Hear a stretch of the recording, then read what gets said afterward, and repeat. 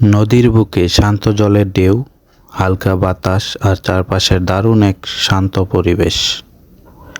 প্রথম দেখায় মনে হতে পারে এটি বুঝি কোনো পর্যটন কেন্দ্র বা ভ্রমণের জায়গা, কিন্তু না, এটি আসলে একটি জীবন রক্ষাকারী হাসপাতাল।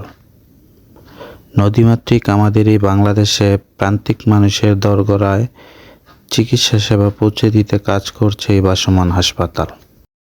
একটি লঞ্চের ভেতরে গড়ে ওঠা এই হাসপাতালের চমৎকার পরিবেশ যা কারো মন ভালো করে দিবে।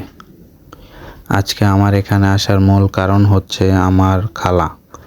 বেশ কিছুদিন ধরে খালার চোখে সমস্যা দেখা দিয়েছিল, তাই উন্নত এবং ভালো চিকিৎসার আশায় আমরা তাকে নিয়ে এসেছি এই ভাসমান হাসপাতালে।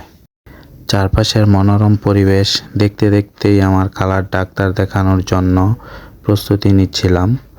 নদীর বুকে ভেসে থাকা এই চিকিৎসা কেন্দ্রে আধুনিক সব সুযোগ সুবিধা দেখে সত্যিই অবাক হতে হয়। বাইরের সুন্দর পরিবেশ দেখে মন ভালো হয়ে গেলেও হাসপাতালের ভিতরে পা রাখতেই বাস্তবতার আসল চিত্রটা চোখের সামনে ভেসে ওঠে। এখানে আসলে বোঝা যায় মানুষের জীবন কত বৈচিত্র্যময় আর কতটা কষ্টের।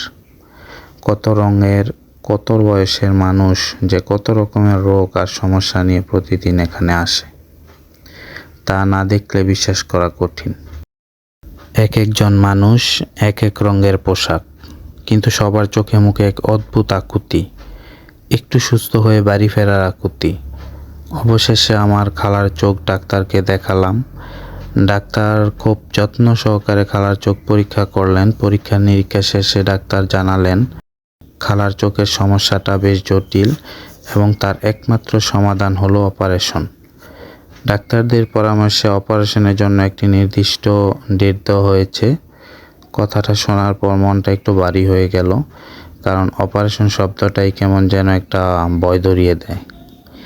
এই ভাসমান হাসপাতাল আমাদের মনে করিয়ে দেয় সুস্থতা আল্লাহর কত বড় একটা মত। একদিকে প্রকৃতির অপরূপ সৌন্দর্য, অন্যদিকে মানুষের বেঁচে থাকার ও সুস্থ হওয়ার কঠিন লড়াই। পুরো ভিডিওটি দেখার জন্য সবাইকে ধন্যবাদ।